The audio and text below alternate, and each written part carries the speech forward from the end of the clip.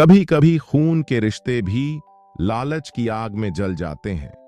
ये कहानी है शिवराम और उसकी बहन कविता की, जहां प्यार और विश्वास का इम्तिहान होता है और सामने आता है कर्मों का फल। शिवराम एक सीधा साधा किसान था। मेहनत उसकी पहचान थी और बहन कविता उसकी जान। हर रक्षाबंधन पर कविता राखी बांधने जरूर आती थी। भैया, तुम अब भी खेत में ही लगे रहते हो? अरे बहन, यही तो मेरा संसार है। तेरे चेहरे की मुस्कान ही मेरी सबसे बड़ी दौलत है। लेकिन इस बार कविता के इरादे अलग थे। शहर में रहते रहते उसका मन पैसे का गुलाम हो चुका था और गांव का ठाकुर धनराज उसकी नजर शिवराम की पुश्तैनी जमीन पर थी। अगर तू अपने भाई को जमीन बेचने को मना ले, आधे पैसे तेरे। कविता का दिल डोल गया। भैया, इस जमीन से क्या मिलेगा? बेच दो, शहर चलो मेरे साथ। नहीं बहन, ये जमीन हमारे बाबूजी की आखिरी निशानी है। लालच की आग कविता को अंदर ही अंदर खा रही थी।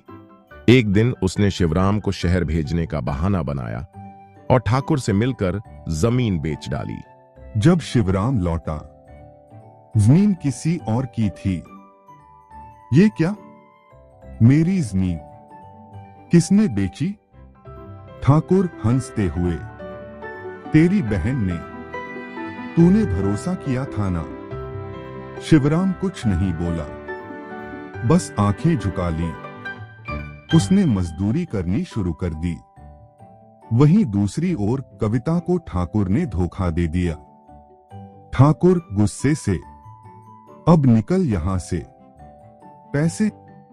पैसे तो मेरे हैं। कविता की आंखें अब खुली थीं, लेकिन बहुत देर हो चुकी थी। एक दिन फटे कपड़ों में, आंखों में आंसू लिए कविता शिवराम के सामने खड़ी थी। भैया, मैंने आपको धोखा दिया, मुझे माफ कर दो, मैं बर्बाद हो गई। तू मेरी बहन है। जमीन तो चली गई, पर तेरा रिश्ता नहीं। घर छोटा हो या बड़ा, दिल बड़ा होना चाहिए। कविता ने अपना सबक सीख लिया था।